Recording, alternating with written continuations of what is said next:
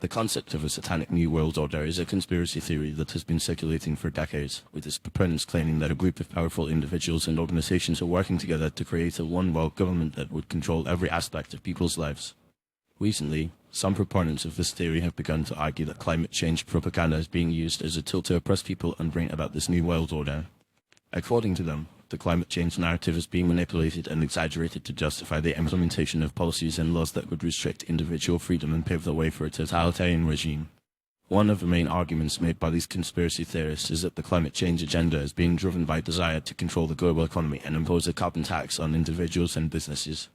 They claim that this tax would be used to fund the global government and its various initiatives, including the creation of a one-world currency and a global military force. They also argue that the push for renewable energy sources, such as solar and wind power, is a point to centralize control over the energy sector and make it easier for the New World Order to manipulate the global economy. Another argument made by these conspiracy theorists is that the climate change narrative is being used to justify the implementation of draconian laws and policies that would restrict individual freedom and erode national sovereignty.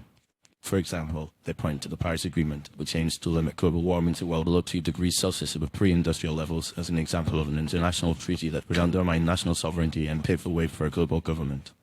They also argue that the push for climate change mitigation and adaptation policies, such as carbon pricing and green infrastructure, is a thinly veiled attempt to impose a socialist or communist agenda on the world.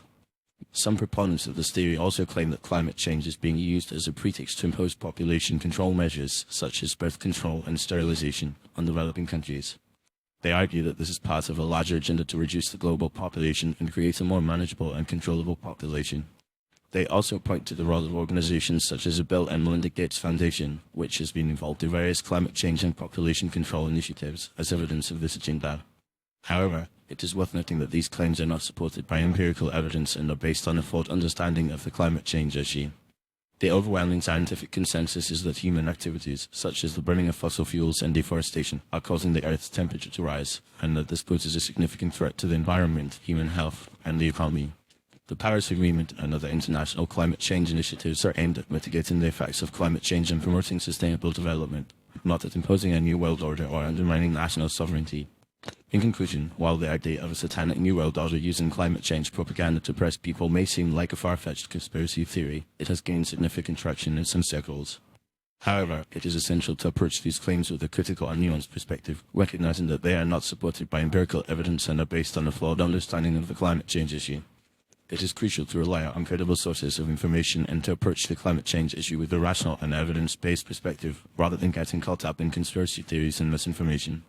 By doing so, we can work together to address the real challenges posed by climate change and create a more sustainable and equitable future for all.